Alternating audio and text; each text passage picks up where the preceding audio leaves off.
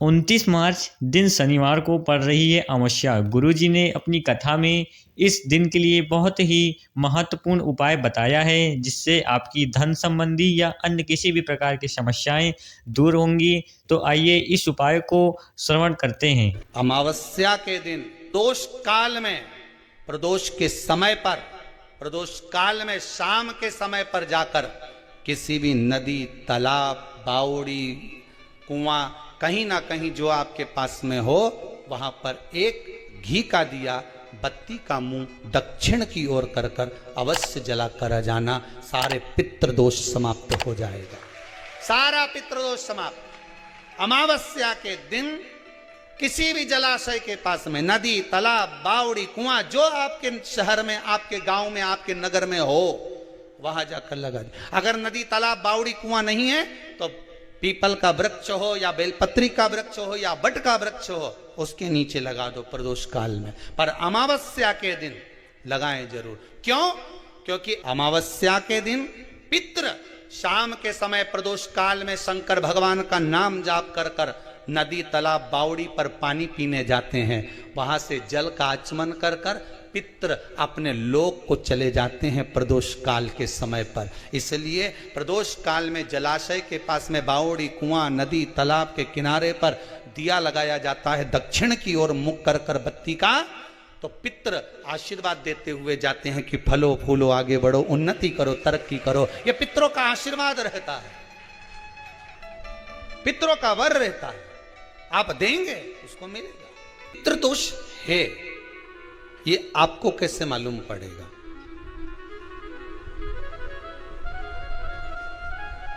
पितृ भूखे हैं, इसका तो वर्णन हमने पहले कर दिया कि रात्रि को जब आप सोने के बाद में 1-1.5 घंटे बाद अगर आपकी नींद खुल जाए, 1 घंटा 1.5 घंटा आप सो लिए, उसके बाद जो नींद खुली तो 1-1.5 घंटे तक अगर आपको नींद नहीं आ रही है, रात्रि को सोने के बाद में 1 घंटे बाद जब उठे तो आपको प्यास लग गई, भूख लगने लगी, प्यास लगने लगी कि मेरे को पानी पीना पड़ेगा, घबराहट हो रही, पानी पीना पड़ेगा। 1-1.5 घंटे सोने के बाद अचानक नींद खुले और आपको प्यास लगे, समझ लेना आपके पितृ भूखे हैं और प्यासे हैं, भूखे और प्यासे हैं, उनको जल की जरूरत है। किसी भी नदी में, सरोवर में, कुंड में, बावड़ी में, तालाब में, आप तीर्थ में जाकर जब स्नान करते हैं तो स्नान करने के बाद एक काम का नियम बना लो कि अपने हाथ की अंजलि में जल लेकर अपने पूर्वजों को देना है। प्यासे रहते हैं, भाग मांगते हैं, प्राप्त करना। 3 वृक्ष पितरों के तुल्य हैं। पहला पीपल, दूसरा बट वृक्ष, तीसरा बेलपत्र का वृक्ष। ये पितरों के तुल्य हैं। अगर आपको रात्रि में नींद नहीं आ रही है, ऐसा लगता है कि रात्रि को 1 घंटा 1.5 घंटा सोने के बाद कुछ गलत गलत विचार आने लगते हैं, नींद सुबह 3 बजे तक, 4 बजे तक नहीं आती, 4 बजे के बाद फिर नींद आती है, तो एक प्रैक्टिकल जरूर कर कर देखना। एक प्रैक्टिकल करने में क्या जाता है, प्रयास करने में क्या कुछ जाता है क्या? प्रैक्टिकल कर कर देखना कि कहीं सीवर वाला महाराज झूठ तो नहीं बोल रहा, तो प्रैक्टिकल करने में कुछ नहीं जाए। 1 लोटा पानी लो, उसमें थोड़ा सा कच्चा दूध डाल लीजिए। पत्री का पेड़ या पीपल का पेड़ या बट का पेड़, इन पेड़ के नीचे ले जाकर उस दूध को दोपहर में सुबह 10 बजे से लेकर 12 बजे के बीच में ले जाकर चढ़ा दीजिए। रात्रि को फिर ना आपको प्यास लगेगी, ना भूख लगेगी, नींद एक बार लगी तो सुबह ही खुलेगी। प्रैक्टिकल करने में क्या जाता है? पानी डालने में तुम्हारा कुछ जाएगा? अरे बोलो तो सरी, प्रैक्टिकल करने में क्या जाता है? कुछ भी नहीं बिगड़ेगा। ये तो बस जल डालोगे तुम्हारा ही कुछ अच्छा हो सकता है, बाबा की कृपा। 3 वृक्ष पितरों के तुल्य हैं। पहला जम के बोलिए पीपल, दूसरा बट वृक्ष, तीसरा बेलपत्री का वृक्ष। तीनों पीपल के वृक्ष में 52,000 ब्राह्मण एक साथ निवास करते हैं, इसलिए पितृतुल्य है। बट वृक्ष ब्रह्मा जी के मस्तक से बना, इसलिए पितृतुल्य है। और बेलपत्री का वृक्ष माता पार्वती जी के अश्रु से बना। जब आंसू गिरे थे माता जगत जननी जगदम्बा पार्वती के, उस समय पर पितृलोक में हलचल उत्पन्न हो गई थी। हमारी नातिन की आंख में आंसू कैसे आ गए? मैनावती की पुत्री है,